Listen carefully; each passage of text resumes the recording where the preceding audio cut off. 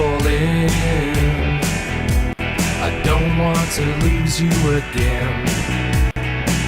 There are tracks leading up to this moment. Let's just dig in and find our own way to begin. It's no small act of rebellion to stand up and be heard. Make some space for who you are now, and be sure to have the final word. The final word. The final word. We've no idea where we'll end up tomorrow, but I know wherever we land, we'll go through it hand in hand. They can try to wear us down to nothing, but they will never know how far we are able to go. It's no small act of rebellion to stand up and be heard. Make some space for who you are now, and be sure to yell the final word. The final word. The final word. I see that you just wanna block it out, to go back and climb in a hole. Please don't be scared of that, which seems so easy. Let's circle up and bring ourselves in from the cold.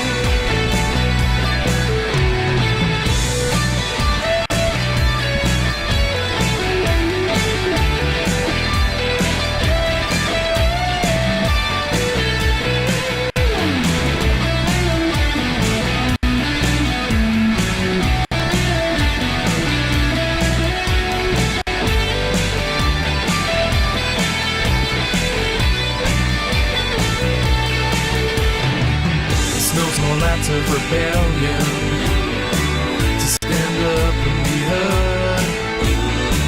Make some space for who you are now, and be sure to shout the final word.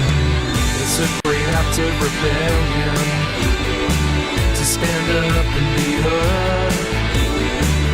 Make way for who you are now, and be sure to scream the final word. The final word. The final word. The final word. The final word.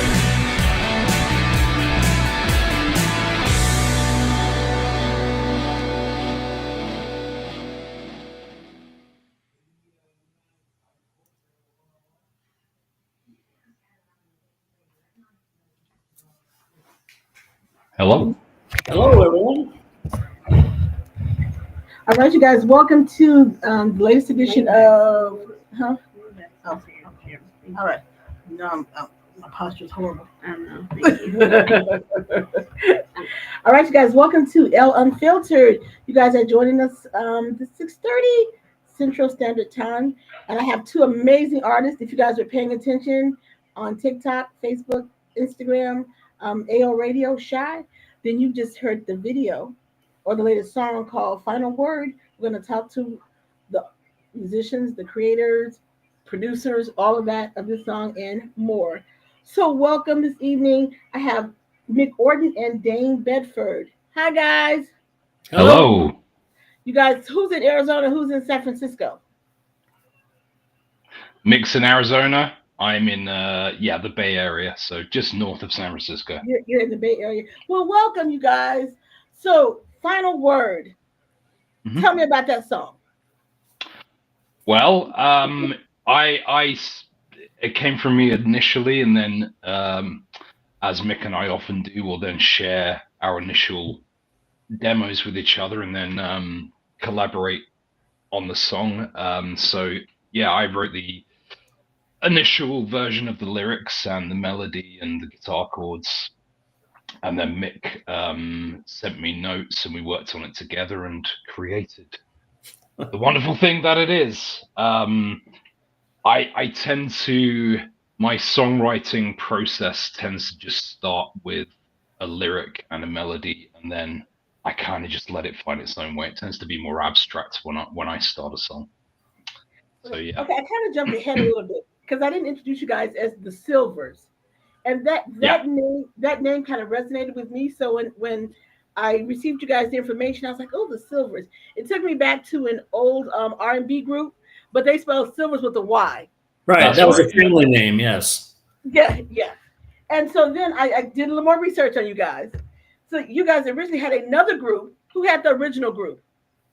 Well, you're talking about Silver Laughter? Laughter, That's Silver me. Laughter. That's That me. was you. Okay, so we're gonna go way back a little bit. So that was in the 70s, right?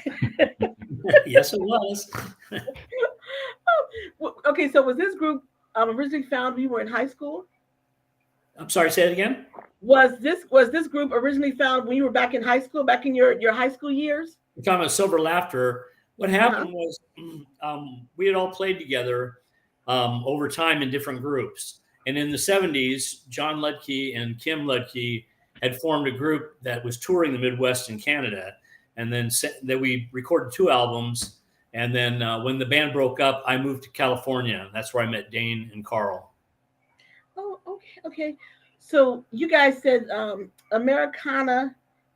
Explain that because people don't always understand. You said Americana genre. Explain what that genre is. I'm not sure I understand it either. We've been called power pop or rock or pop. I mean, I don't know. I think never heard Americana before. Yeah, maybe your early stuff was more Americana. I don't know. Maybe it's so. before my time in the band.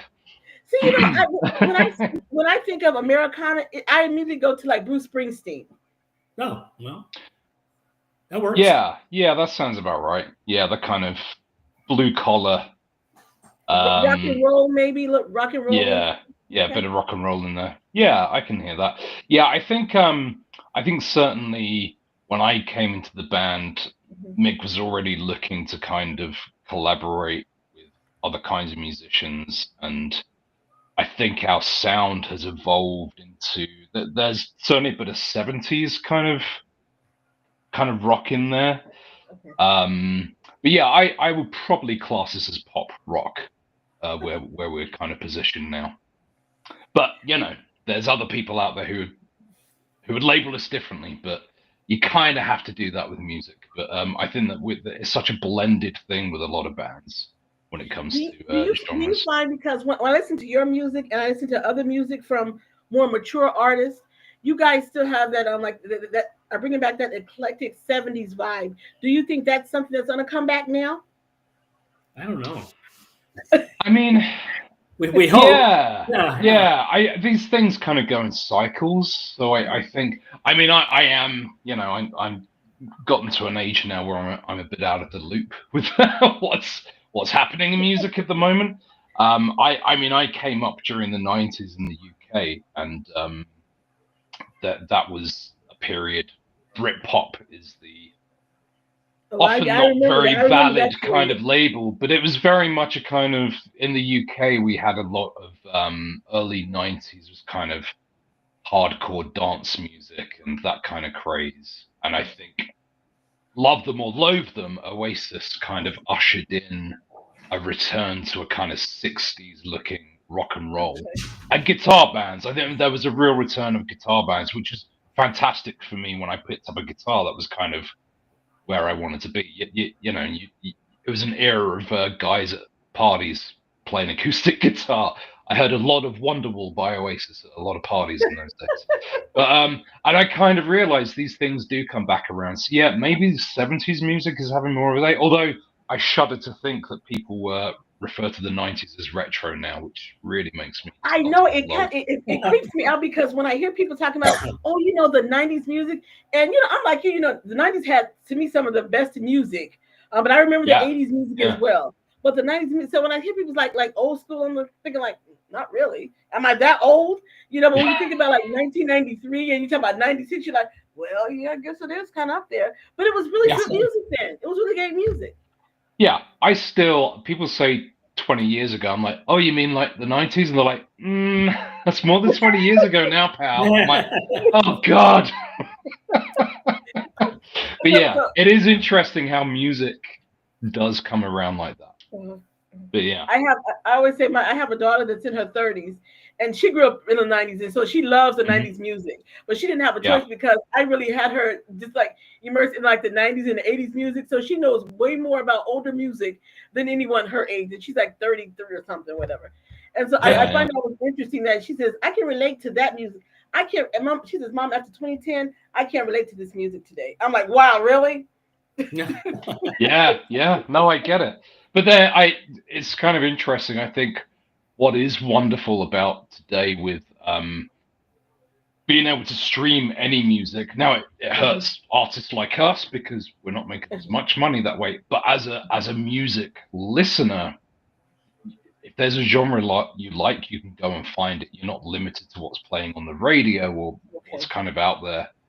So, I think it's really great for that. You can go and discover new music of any kind of genre and whatever you're into, really. And I definitely think the kind of 70s rock sound, there's a lot of that. But then again, I listen to a lot of indie and psychedelic rock. That's kind of my I like that listening taste. Yeah.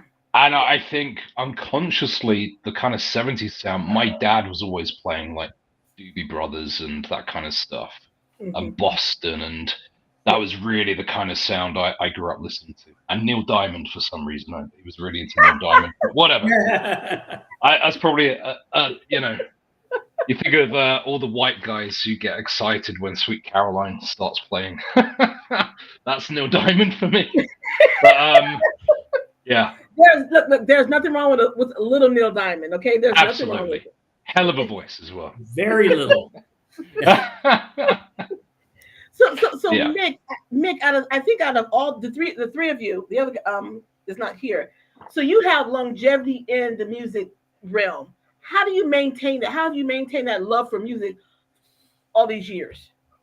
I don't know. It just it's like Dane was saying. You get an idea of a song or something. And what happened was when I moved to California in the 70s, end of 1980, I guess it was. We had this whole string of songs that we hadn't recorded. And our band Silver Laughter was inducted into the Iowa Rock and Roll Hall of Fame in 2014. And I looked at the guys and I said, we got enough material to record another album. How about it? And I hear crickets, nothing. They weren't interested, right?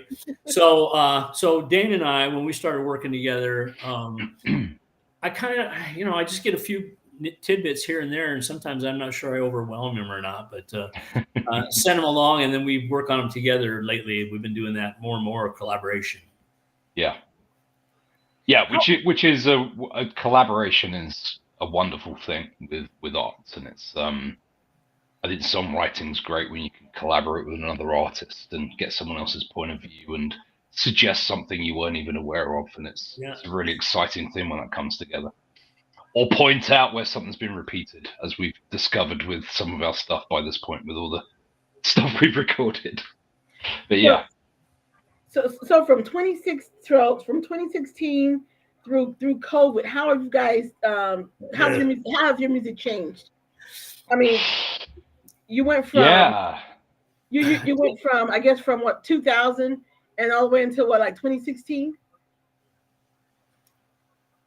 Yeah, I mean, we met in 2020, so yeah, that's for you to answer, Mick. Yeah, I was in China at when the COVID thing hit, but it hadn't been widespread. So my wife and I went and toured China for about 3 weeks, and I getting really sick at the end of the 3 weeks. I'm going, what is the deal? I've never been this sick. Came home Christmas, I was just a mess all through about 3 months. It took me to recover, and I didn't know. Then they started announcing about the COVID, and then I went, well, maybe that's what I had.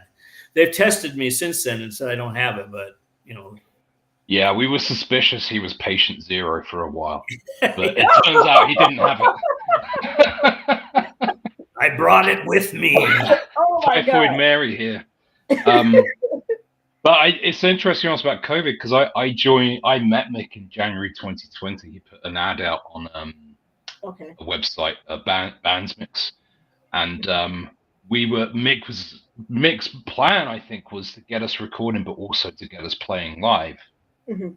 And then the pandemic happened, and live wasn't going to happen, and everything closed down. Quite rightly. And then Mick relocated to Arizona. Was that 21, Mick? About 3 years ago. Yeah. Oh, 22. Yeah.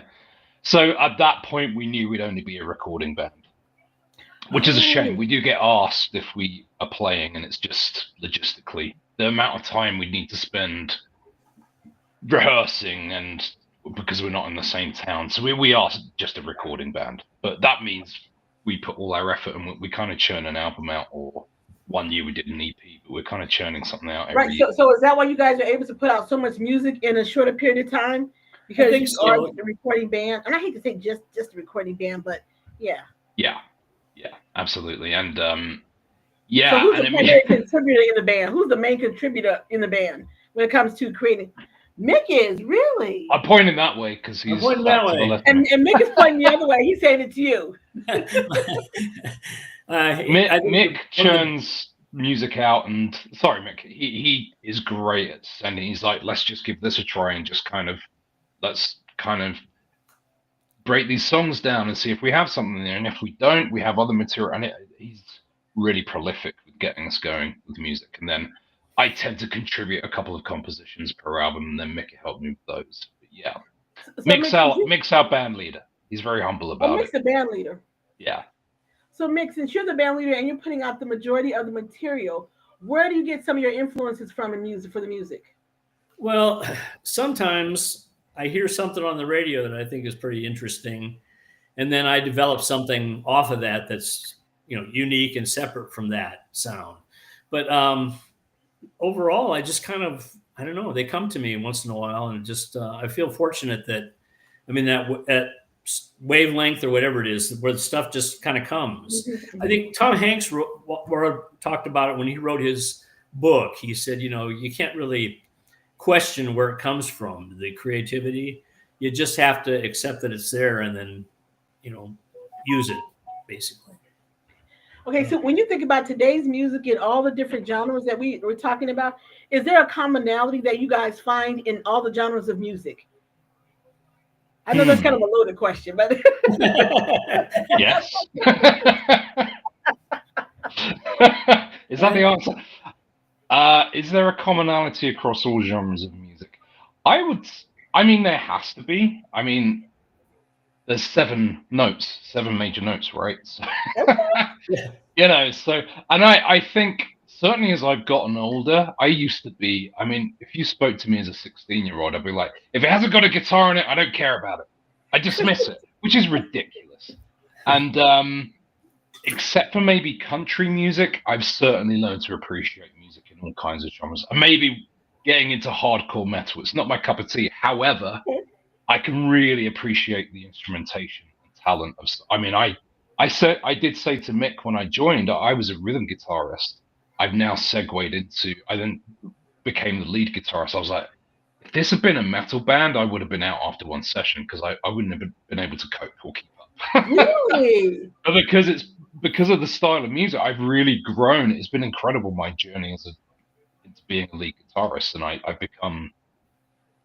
I struggle with praising myself, but I've become much better as a lead guitarist because of the kind of music that we're playing. He's very humble. I know. He just give yourself a pat on the back. It's okay. It's okay. As long as somebody else says playing all the guitars, because we can record. I'm like, let's just throw on multiple guitar tracks. We're never gonna have to play this live. I'd need 8 arms to play all the guitar tracks. So is there any chance you guys are going to get together and maybe start playing live at any point?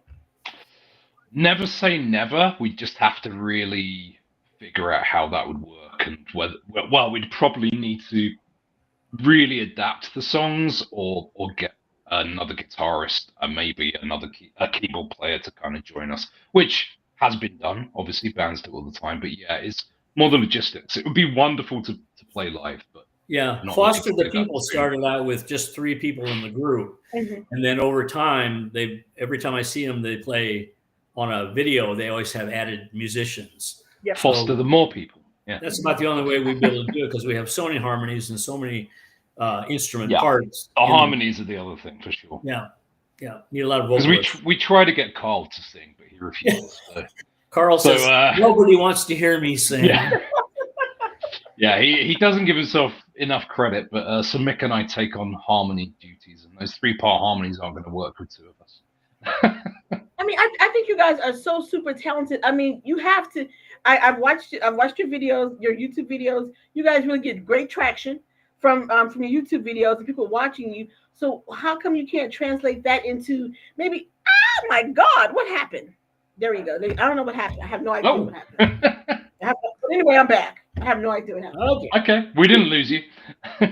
Oh, okay. Well, thank God. Oh. So you guys get so much traction from your YouTube videos. How come you can't translate that into a couple of live performances, or maybe like during the summertime? There's so many people have so many different like fairs and musical events that you can maybe start with. I'll tell you like this: Chicago has so many like festivals throughout the summertime.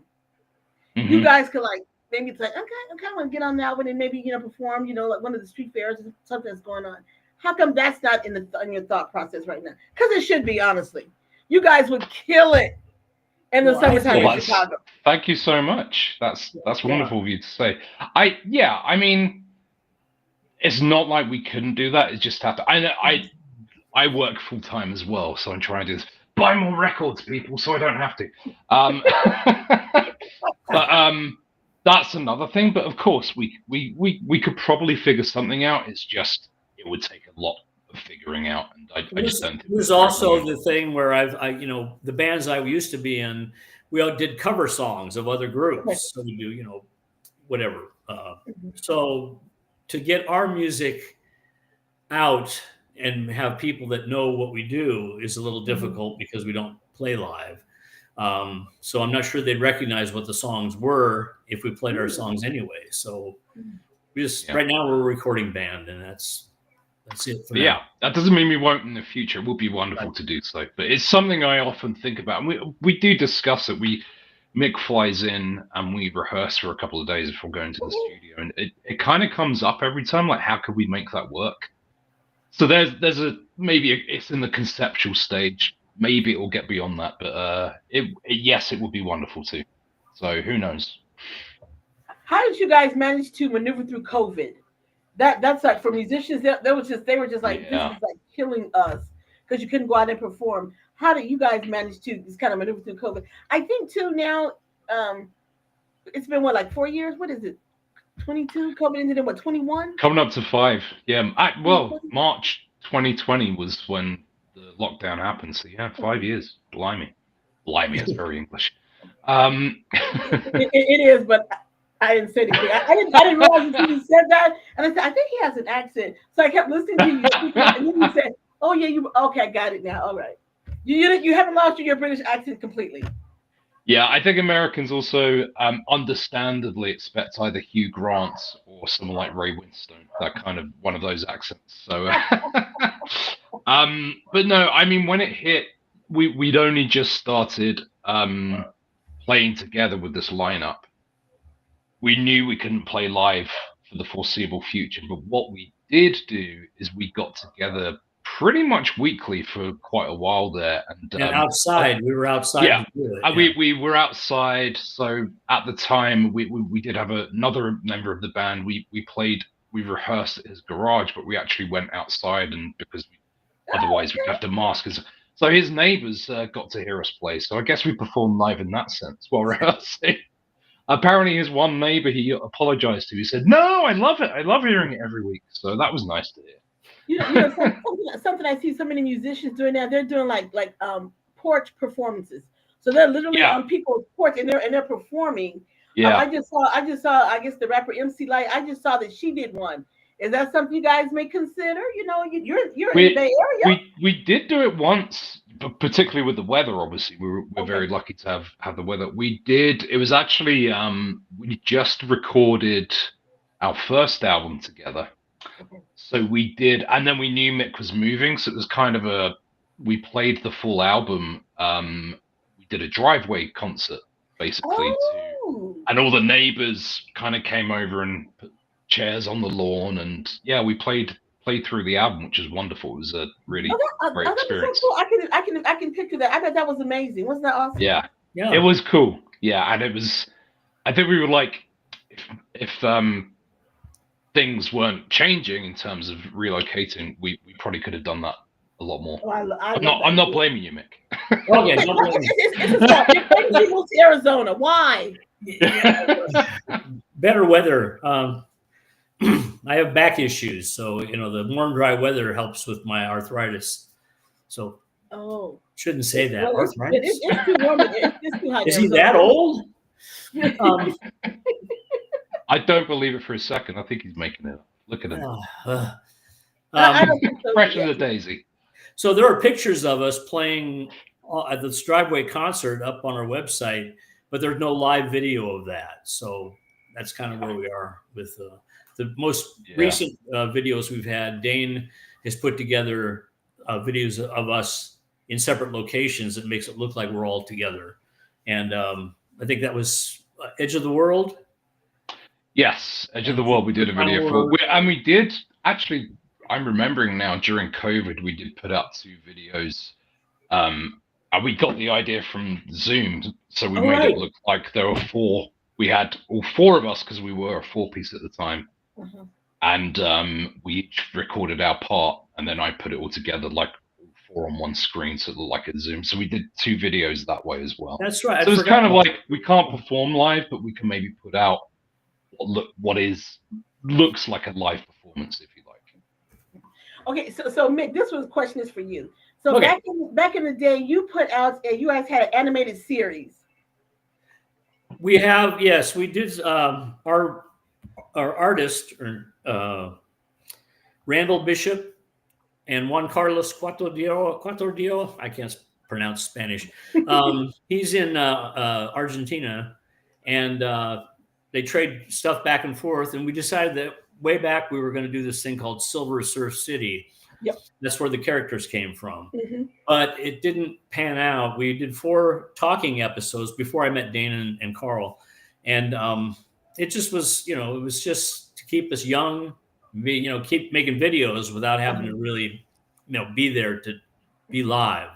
So that was kind of what the thinking was there, is that we had 3 alter egos that never get fat, they never die, and they stay young forever. And that's cartoons for you. Yeah. That's right. Do you think you guys will reconsider doing that again? Because I think it's a market for it. I think it's a market for it. Maybe, yeah.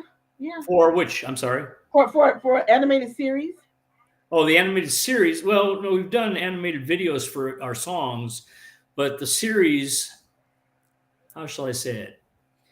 It was approached. We approached the guy from Lord of the Rings, John Mackay, and there was supposed to be the Silvers fly to this concert in a hurricane, and they get swept off into an alternate universe where the fish and the animals all talk. And there were 4 episodes of that, and it just didn't go anywhere. They couldn't find anybody that would buy it. So Disney turned us down. I think somebody else did, but that, like I say, that was ancient history. That was before Dane and Carl and I met. So. Right. That's why I think you should try it again now. I mean, it might be worth speaking to the animators about. I've interviewed this guy, and he has this animated series, and it is the wildest thing. But he's actually won a Webby for it. It's amazing. So really? I think you guys, now would be a really good time to kind of get back in there and do that. Well, we have our own YouTube channels, youtube.com/The Silvers Music. All our videos are available there. So with the animated series, you can keep you guys young. You can put out all your music. Add the California surf to it. I mean, people they love it. They love it. I mean, and you can be a little more. You don't have to be so, I guess, clean cut, if I could say it like that. You can be a little more ratchet, if you want to put it like that, or whatever. Be more like those the Beach Boys gone bad or something like that. I kind of like that. Yeah. I'm giving you guys ideas. I'm telling you, work it. I mean, people love it. On YouTube, I never thought this guy would go. He's like, I took experiences from my neighborhood. Actually, we grew up across the street from each other. So when we got back in touch with him, and he's like, "You remember this?" I was like, "Yeah." They had this horrible dog that would chase everybody when they would walk down the street. And so he literally took this and he turned all these things into this animated, and people have just been loving it. I'm gonna send you guys a link when we're done the show so you can notice it on. Yeah, please do. Yeah, give you inspiration. Yeah, definitely. Yeah, awesome. Yeah. So these last two songs, these latest songs you guys have released, tell me about those. So the first one, I'm blanking on the first one we released. Isn't that terrible? I obviously worked too hard. Okay, so Back to the Real World. Thank you. See, I forgot the title already. Yeah. I swear we record them and move on. That's the all right. The artists right now are writing a cartoons for that song, so there'll be an animated video for Back to the Real World. Yeah. Okay. And I heard kind of some bits and pieces of it, but I just kind of let them do their thing because they're creators and they have an unusual. How would you say? They have a lot of different ideas of what needs to happen in these videos. So that's what they're working on that one now. That one, it was the first, Stuart Epps, he's the producer, excuse me, over in the UK that produces our music right now. And so that was the first one that got finished by him. And that was the reason we released it first as a single. So what was the concept behind Back to the Real World? What was the concept for that?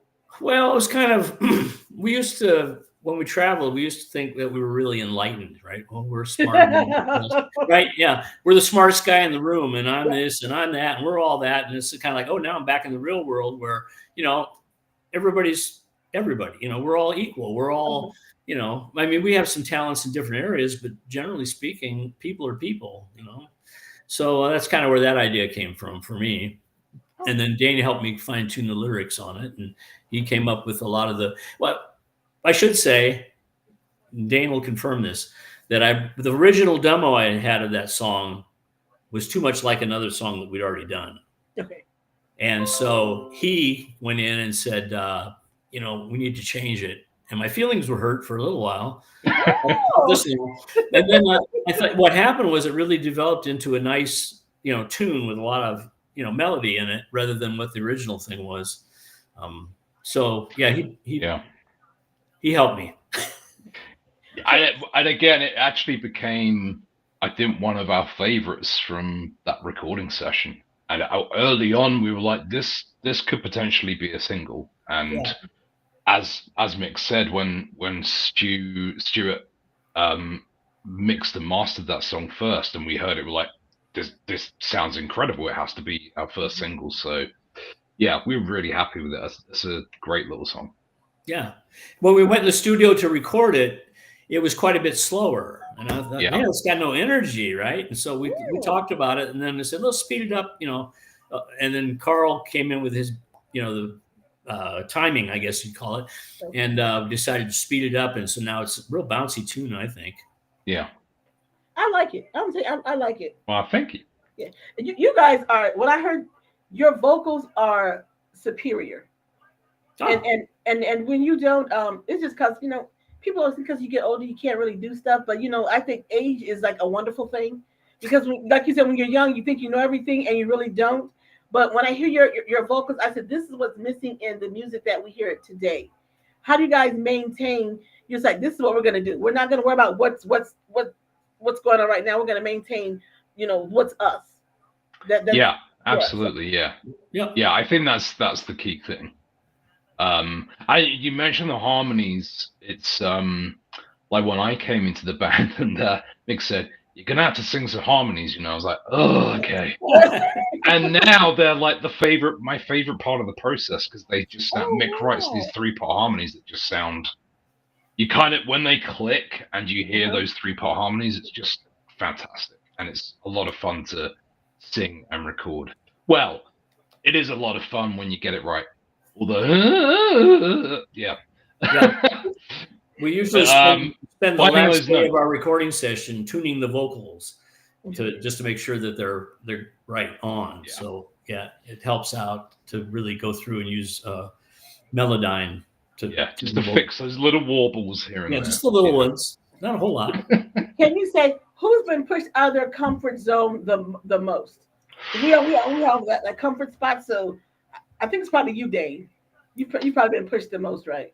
Yeah, I think at the beginning, and I've told Mick since, but there are moments early on where I was like, I don't know if I'm the right guy for this, which is kind of my MO anyway with everything. That's kind of who I am. And it takes me a couple of months to kind of find my feet. So I felt, I don't know if I can cut it. These guys are really good. They've been doing this for a while. I'm not sure. And then we kind of just hit a groove and it all kind of clicked and we found a way of working together.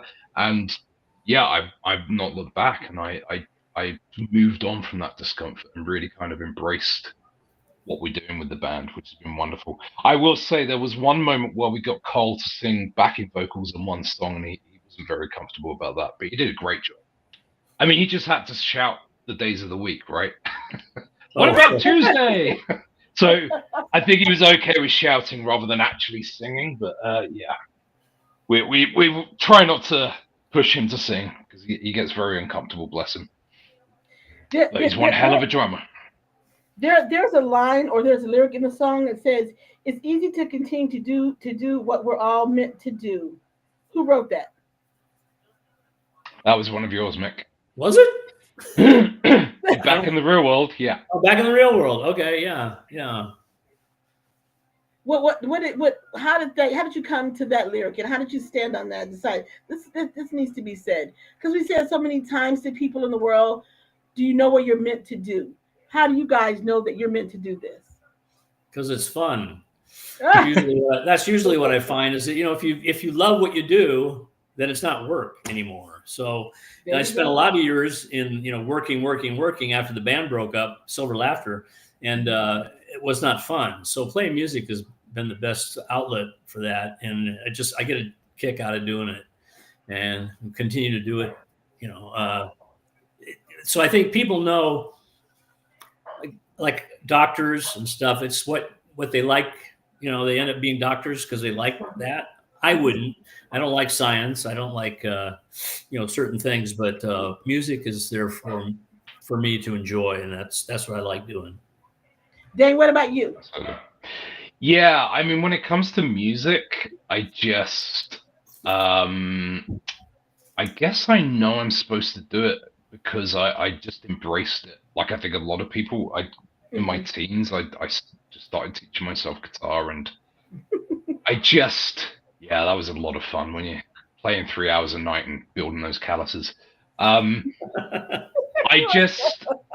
not sure how I know that I'm supposed to do it, but I know that I pick up a guitar every day and play, I might noodle for 5 minutes. I might spend a couple of hours working on a new song, but when there's, everyone has stresses in life, and if I come home feeling kind of grouchy or crappy, picking up the guitar and having that as an outlet is a wonderful thing. And I hope it doesn't have to be playing guitar, but I think everyone needs something like that. If you just have a day job and you've got family stress, and I don't mean you have a bad family, but things get on top of you, man. And the way the world is at the moment, having that outlet to create art, and I don't even mean just recording, just on the spot playing something unique. It's just, it really is a wonderful thing to have. And I think everyone should have something that gives them that. It could be running. I don't know why I don't get running, but it works for some people. I don't get it either. Don't worry. I don't get it. I'm not running unless something with big teeth is chasing me. There you go. I agree with you. Yeah. But whatever a person's thing is, it's having that creative outlet or that thing that you just have unbridled joy for is a really important thing. When you guys are writing your songs, writing your music and putting it out there, is there always a message that you want to put out there in the world? Sometimes, the songs, gosh, there's many songs as we do, because we do about 11 songs per album, and we've A lot, yeah. some of them mean something, and some are referring to something that's not necessarily relates to me personally, but is kind of like, here's what I see, that kind of thing, third person. So, but sometimes there's a message, sometimes there isn't. But the music, I think the music is good, and the vocals, and I love doing the harmonies and the backups and stuff. So I think it seems to work out.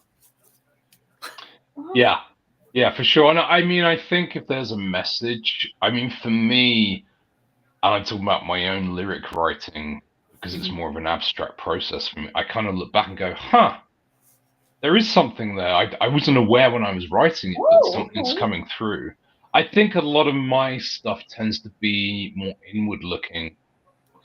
But I mean, I look back over the songs I've kind of written, and a lot of the time I kind of seem to have this thread running through, and I think the final word definitely has some of this in it, about standing up for yourself and others. And when you're faced with the world, the world's so topsy-turvy at the moment that I think that's a really good message. And I think a lot of mix writing, again, whether it's intended or not, there's a lot about unity and putting aside differences. And now, I'm not saying we set out to say we must write a song about this, but I think you can't help but put some of yourself into this is what you're feeling at the moment, right? Yeah. Right.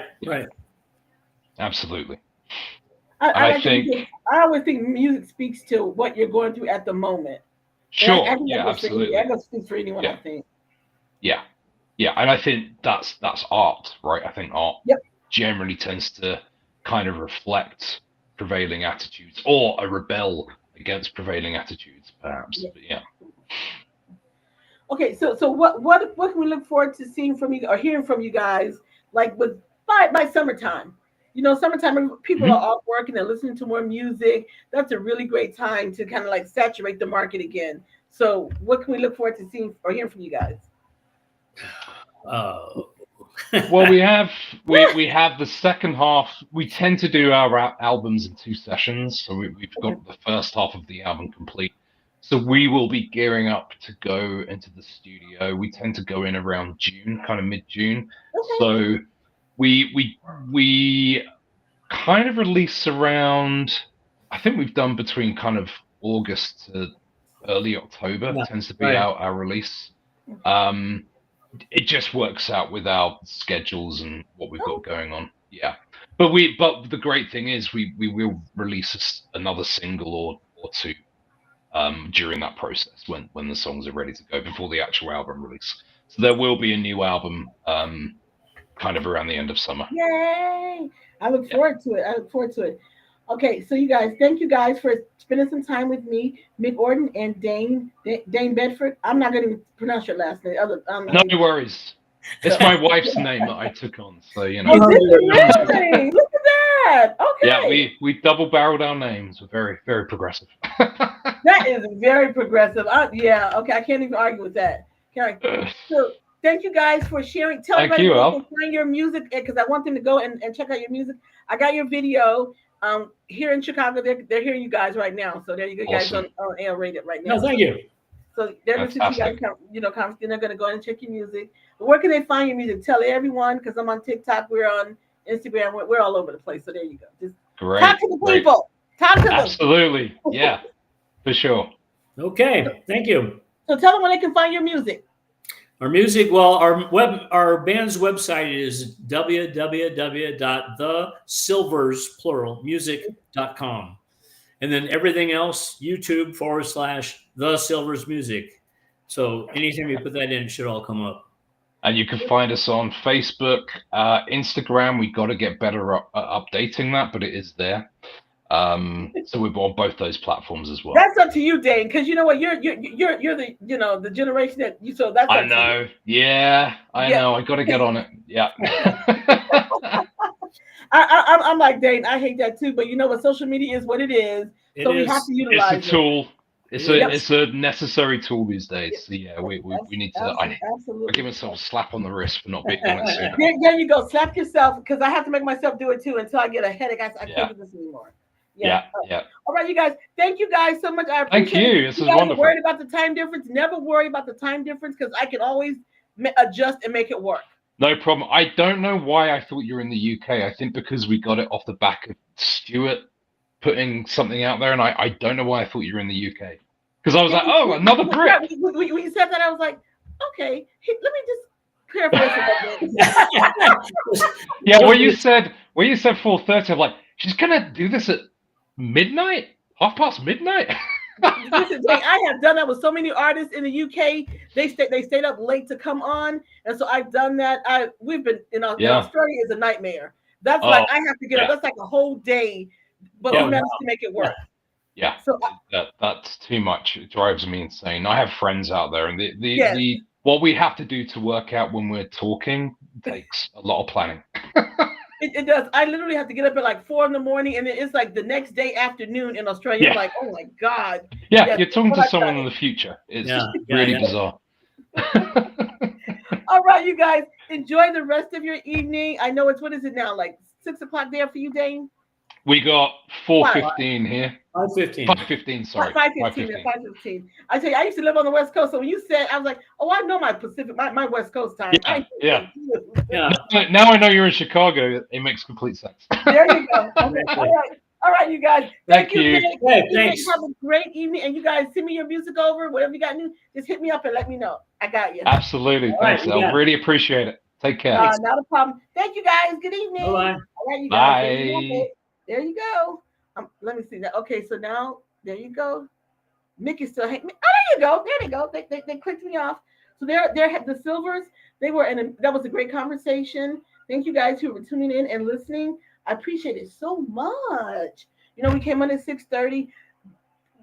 Tuesdays are our interview shows.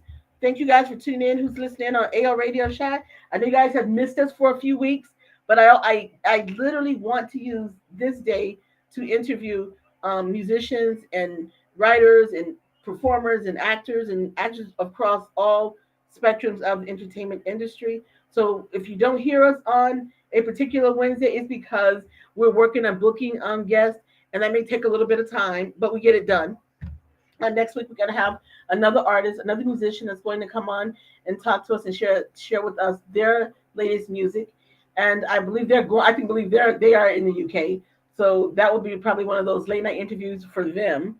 So I would share more information about that on my website. You guys follow us and check us out. I love you guys on TikTok who's been hanging in there and watching me this evening. Appreciate it. You guys know on Mondays, Brianna and Dr. Fight are normally with me, but this is Elle Unfiltered. So that's me talking to amazing musicians, and I enjoy it so very, very, very much. I always give you just a tad bit of information of entertainment industry conversation. So let me just give you a little scoop on this. Before I came on air, we always I try to keep the political stuff, gives me a headache. But there was the guy that's being held in El Salvador who was wrongly deported from the country. The judge, the Supreme Court justices, as well as a federal judge, has also said that they need to return him to the United States. Donald Trump and this El Salvadorian president has said that there's nothing they can do about it. How is that possible? How is that really possible that they can't do anything about returning this man to his home country? That's asinine to me. That's insane to me, and I don't believe that. I don't believe that for 5 minutes. So, and then I was watching someone posting and saying, what, Donald Trump has committed so many crimes that at this point, can we even count them? And everybody keeps talking about people keep wanting to kiss the ring or whatever. At this point, who cares about that? Nobody's kissing his ring. Nobody's kissing. Well, let me go back. Let me step back a little bit. Yes, they are. The Republican Party, no matter how much they bitch about it behind closed doors, they're still not holding this man accountable. This is why this animal, and he is an animal, that this animal feels like he can do whatever it is that he wants to do, because he feels like, well, nobody's gonna touch me, that I'm untouchable. We are still the United States of America, and we still have rules and laws that we have to be accompanied by. In the post, someone put up there and said, why is it that the marshals cannot walk into the White House and handcuff him and bring him out because he has defied the Supreme Court. He has defied a lower court ruling. Why is it this man is not being held accountable? He is not above the law. He's a convicted 34 count felon. Come on, listen. He has tried to bottom out the economy. The things that he has done is completely unhinged and they're asinine. And why do we keep allowing this kind of behavior? And people say, "Oh, Barack Obama said, oh, speak up and stand out." As just us lay people, we are speaking up and standing out. Standing out and making people, holding people accountable. But you guys were held the White House. You know the machine that it is. You know how it works. We're as kids, we're taught the Constitution. We're taught about the rule of law. How we're supposed to follow the rule of law. How do you look at your children? How do we look at our children, our grandchildren, and say this is the law, but this one man or this 24% of the country that they don't want to follow the rule of law, that they can do whatever the hell they want to do? That's not acceptable. And I will continue to speak out, to stand up, to protest, do whatever it is that I can do, because that's not acceptable to me. We were taught certain behaviors growing up as kids. We were taught certain accountability as adults, that when you do something wrong, you're held accountable. But this man who is a convicted felon is not being held accountable. They're just like, oh, well, the judge scolded him. Okay, now the judge needs to say, if you don't get this man back into his country, well, then you have 40 hours to do so. Otherwise, we're going to hold you in contempt and put you in jail, Donald J. Trump. Because so far he has avoided jail time. But if there's anyone else in this country that has done the things that he has done, they would have been walked into the jail cell, stood up in front of the judge and said, okay, you did this. Now you need to hire a lawyer. This man is not being held accountable. He's a stupid man. Let me just be clear. I said this repeatedly. He is a stupid man. And because you managed to make money does not mean that you're smart. It means that you've managed to lie and cheat and con your way into money. Doesn't mean that you're smart. Not by a long shot. Doesn't mean that at all. So my question is to that. And when I went and people say, why do you say that 24%? Because that 24, that was it's like 24.99 something that voted for him. That's what that 77 million is.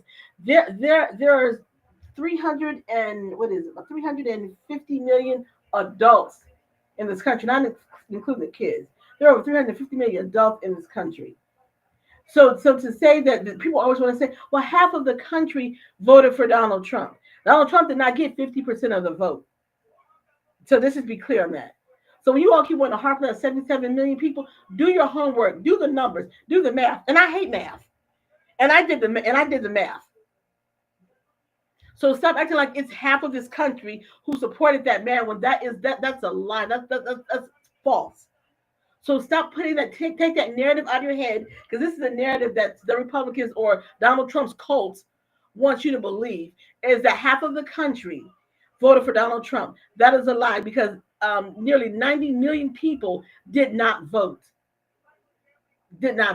Kamala Harris received like 48 point some percent of those of us that voted, and he received about 49% of the vote. So you want to keep harping about that 77 million? Do the numbers, break the math down, and then get the real look at that. So 75% of the country said hell no to Trump and what he's doing, and only 24% is allowing this savage, this animal, this beast, this unethical beast that Trump is, to cause more damage. It has to stop. I even saw a video that Chris Brown even made a point in saying that, he said he's like, forget what you ever think my celebrity, forget whatever you think about me. He says this madness has to stop. The madness has to stop. It really does. It really does. And for all of us who went out there and voted, and we wanted something different, for those 90 million who didn't vote, you need to get off your ass and need to join everyone else and do what you didn't do. Because we wouldn't even be in this mess if you guys just gotten off your ass and done. Donald Trump, there's only a 2 million votes or something that, when you break it all down, that he really won by. That really, if just even 2% had gotten off of that, 90 had gotten off their ass and voted, we wouldn't be sitting in this mess, stored in this mess that Donald Trump is, because he's just a big pile of shit, is what he is. That's what he is. Yeah. And you can't keep allowing this diarrhea to continue to pollute the country. That's 77 million percent. Let's get it right. That's 24% of this country out of 330 million plus adults. Okay? So we have to stop doing that. We have to stop allowing that piece of bullshit that Donald Trump is, because he's garbage. By no stretch of the imagination, he's absolute garbage. And I would love to say it to his face. Okay? I really would. I don't understand what people are so afraid of, but this is what we've been saying. But this is what we have been saying for the whole weekend. This is our new phrase: below average MFers. I used to say that some of these people that are well, they're like these mediocre people that's trying to run the country. Oh no, we have sunk below that. These are below average MFers. And when I say below average, I mean they're not even registering on any scale of intellect. Okay, so we have below average people that's kissing the ass of a below average man who's sitting in the Oval Office. Come on, people, we can do better than this. We are better than this. Like I said, I use my platforms to do what I can. But everyone else needs to get up and say and demand more too. I know we just had marches that garnered like 5 million people. We need to have 50 million people or 100 million people out there saying this is not okay. This is not okay for me. I understand there are differences. There's Republicans, there's Democrats, there's independents. We can have differences, but we can't have this. I don't even know what to describe this. It's Donald Trump has said this is just straight up shit. This is just straight up shit. That man is garbage. He has no intention. He wants to steal as much money as he can from the country, and his idea is to keep everyone divided so that he can keep stealing and doing whatever the hell he wants to do, so we can take the eye off of him. No, sweetheart. My eye is on you, and I have called the White House. There's a number that we all know you can call. You can see who your representatives are in your state, in your city. You can and you demand that your voice be heard. Otherwise, see if I'm going to vote. But you know what? I can't say that everybody's been sitting back, because there have been town hall meetings. There have been people there who've been voicing and raising their hand. There have been people that's been arrested because they are voicing their opinion. But we just need to be louder and stronger and be more productive. We have to be. And we're going to be. We're going to be. This is our country. This country does not belong to Donald Trump or his cult of Republicans. It is a democracy, and we are going to work our asses off to keep it that way. I hear people saying all the time. People hear all the time. They're saying, "Is there going to be another presidential election?" You have to think positive. Yes, it is, because you don't allow one man, Donald Trump, to say, "I'm going to rule and I'm going to become a dictator and tell you all what to do." You know what I say to him? Fuck you. And I mean it with every fiber of my being. F off. Okay, and we all have to have that same. We all have to have that same vigor and that same to say he's just a man. People say, "Who's that Donald Trump?" And he's Donald Trump. So what? He's just a man, and he's a stupid man. He's a stupid man. Okay, he is a stupid man. Someone said to me, "Well, how is he so when he has like 500 businesses?" You're stupid. The stupid person even said that to me. I didn't even respond to that because I can't respond to stupidity. I refuse to respond. When people say they voted for Trump and they try to explain to me why they did that, I refuse to engage in any conversation with you because you're stupid. And I can't. My brains won't allow me to go that low. So I don't engage. When you say so and so, whatever. You go on my social media page and you write to me and think you're gonna explain to me about. You can't explain to me because I don't engage in stupidity. Just so you know, whoever watches my videos and see what I'm saying right now, if you are that person, I think you're stupid. You are stupid, and I don't want, and I refuse to engage with you. Okay, just so we're clear. All right, that's my rant for Elle Unfiltered. I had amazing guests today on our show. They're from the music group called The Silvers. Make sure you guys go and check them out. and check out their music and download their music. They are super talented. It's three amazing guys. They are uber talented. Go and check out their music. Love you guys so much. Make sure you come back next week, and as long as the Lord say so, we'll join you guys back here on Monday. With I'll be here, Lord willing, with Dr. Fight and Brianna. We're gonna bring you guys some more great conversation, some more insight on the political arena. But in between time, there's Easter coming up on Sunday. I hope you guys, there's some of you guys call it Easter, some say Resurrection Sunday. I'm old school. I know it's Resurrection, but it's Easter. So we're gonna, get in there and and be thankful to God for the blood that He shed for all of us to be here and hear His voice clearly and what He expects all of us to do, and not let one man destroy what He created. I love all you guys. Thank you guys for tuning in. Make sure you hit and share. Be peaceful. Enjoy your holidays. Those who have been fasting throughout Lent season, for me, I do a little fasting intermittently. So I have not done the full fast, but I've tried and I will continue to try. But you guys enjoy your holiday. Stay safe, stay strong, stay focused on what we have to do as Americans. Okay, I love you guys. Peace out. Peace out. Like and share. And make sure you follow me on all my social media platforms, on IG, on Facebook. You guys are here on TikTok. Go to my YouTube and watch the videos and download and join YouTube.